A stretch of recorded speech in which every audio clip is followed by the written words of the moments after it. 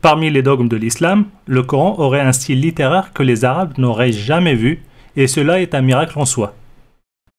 Mais est-ce vraiment le cas? En réalisant une vidéo parmi celles consacrées à la biographie Mohammed, dont le lien est en description, j'avais dit que j'avais l'impression de lire du Coran en lisant un échange entre un devin et le roi du Yémen. Et un ami m'a fait remarquer qu'il y a bien des versets coraniques qui sont quasi identiques au passage de Sirat ibn Ishaq que j'ai cité.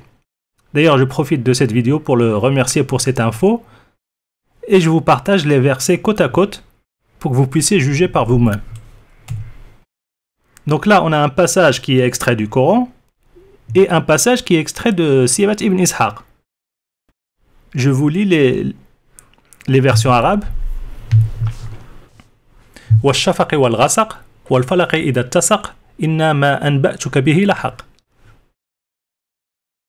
Deuxième passage. فَلَا أُقْسِمُ بِالشَّفَقِ وَاللَّيْلِ وَمَا وَسَقَ وَالْقَمَرِ إِذَا اتَّسَقَ لَتَرْكَبُنَّ طَبَقًا عَنْ طَبَقٍ.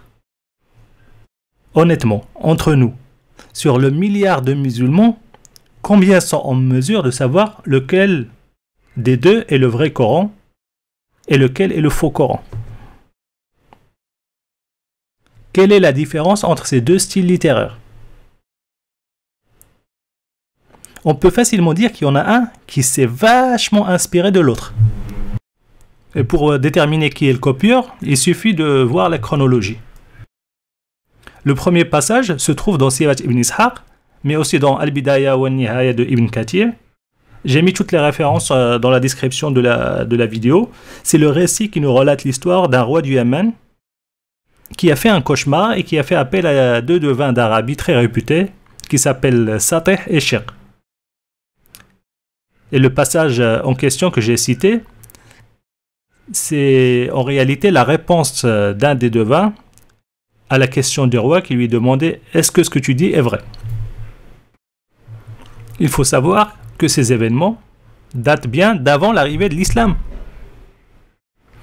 D'ailleurs, le devin lui-même donne une prédiction comme quoi il y aurait un prophète, donc dans le futur, qui prendra le contrôle de cette région. Donc là, on voit que ces devins ont un style littéraire identique à celui du Coran. Et le Coran vient des années après pour reprendre la même formulation qu'ils ont utilisée, quasiment à l'identique. Et on trouve ça dans la sourate 84, la fissuration, Al-Inshiqaq. C'est là où il dit فَلَا أُقْسِمُ بِالشَّفَقِ وَاللَّيْلِ وَمَا وَسَقَ وَالْقَمَرِ إِذَا اتَّسَقَ لَتَرْكَبُنَّ طَبَقًا عَنْ طَبَقٍ. Donc les questions qui se posent, est-ce que les devins avaient reçu une révélation coranique de Jibril bien avant l'islam?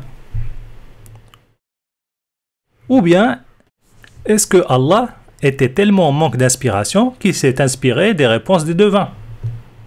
Ou bien, est-ce que Mohammed se basait sur les récits entendus à droite à gauche pour produire son Coran?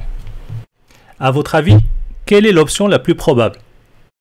Bon, je vous invite à partager votre réponse en commentaire et je vous dis à bientôt.